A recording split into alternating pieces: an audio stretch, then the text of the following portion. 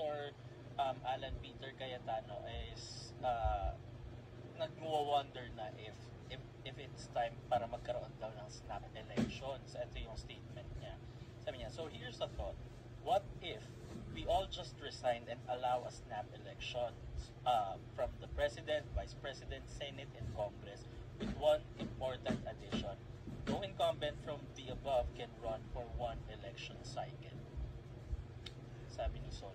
Kailangan niyang amendahin ng Constitution. Ito na naman ako. Gusto kong tanongin ulit sa kanya. Are you okay? With all due respect, ano ba yan? Nakakainis na eh. Isipin naman po munang mabuti bago yung mga ganyang suggestions. Lawyer ka pa naman. Student ka naman ni Dean.